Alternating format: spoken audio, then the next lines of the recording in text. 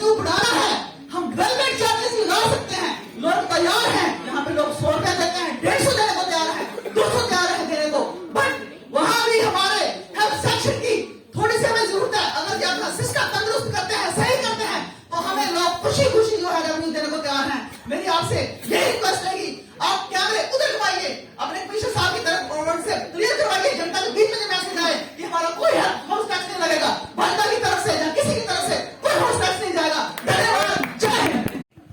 बैठिए प्लीज। जो करना है आपने करना है, आप जनता हैं, कमीशन को हमने इंस्ट्रक्ट करना है। तो हम यहां से बोल रहे हैं जम्मू शहर में कोई प्रॉपर्टी टैक्स नहीं लगेगा।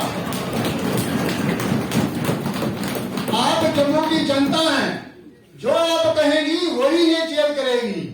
ये जो चेयर है ये राजेंद्र शर्मा नहीं है, ये चेयर जम्मू की है और जम्मू जो कहेगा वो हम करेंगे।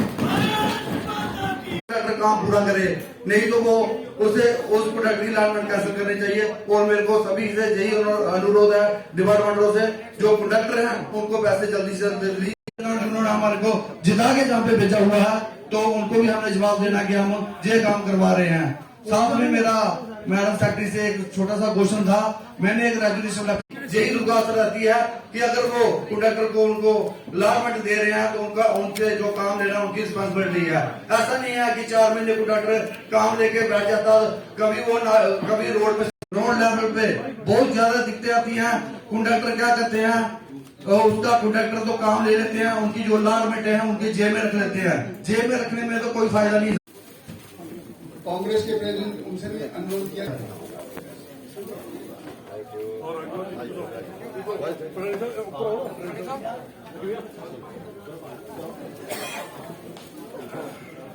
उन्होंने कहा था कि मैं श्रीनगर जा रहा हूं और उन्होंने बोला कि कहना है कि हम प्रॉपर्टी टैक्स के लिए यहाँ सर्वे कर रहे हैं, प्रॉपर्टी का पूरा ब्यौरा ले रहे हैं, कितने स्क्वायर फुट है, उस चीज को उनको मना किया जाए कि वो ये ना कहे कि ये प्रॉपर्टी टैक्स के ऊपर काम चल रहा है।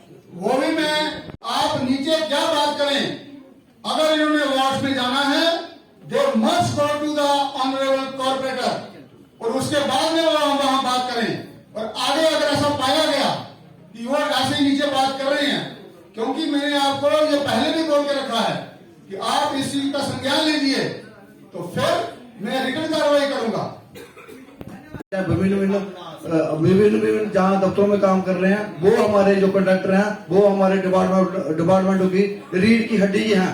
वो नाली थी, जो गलियां मेरे रोड थे वहां पे उन्होंने झाड़ू लगा दिया, साफ सफाई कर दी, वहां पे ब्लैक कॉपी का काम शुरू नहीं किया उन्होंने।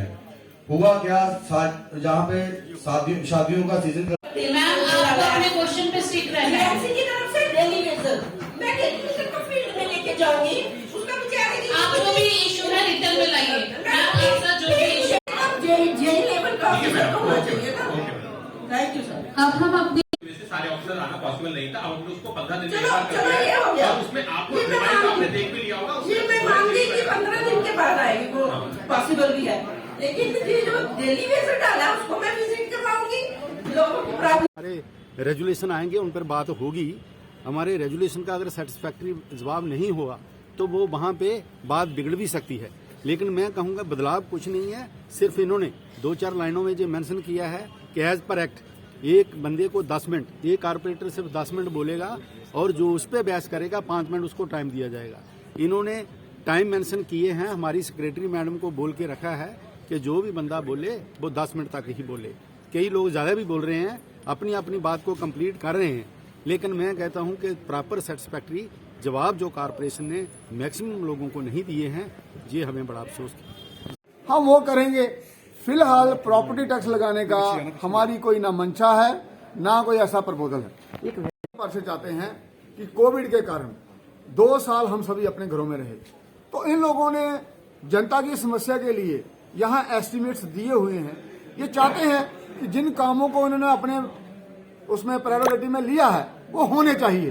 तो ये चाहते हैं अगर टेन्योर एक्सटेंड होता है तो वो काम लोगों के होंगे, और क्योंकि अब एक्सपीरियंस भी हो चुका है तो काम अच्छे से हो लाएंगे। हाउस पास करेगा तो ठीक है, नहीं करेगा तो कोई बात नहीं है उसमें।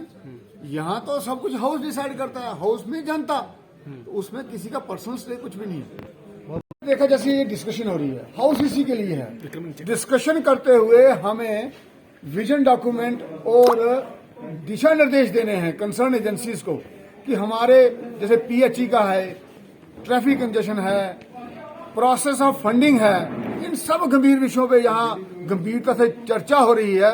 ये अपने आप में बहुत बड़ा बदलाव है और जो हमारे माननीय पार्षद हैं इतनी संजीदगी के साथ चर्चा कर रहे हैं, ये बहुत ही खुशी की बात है।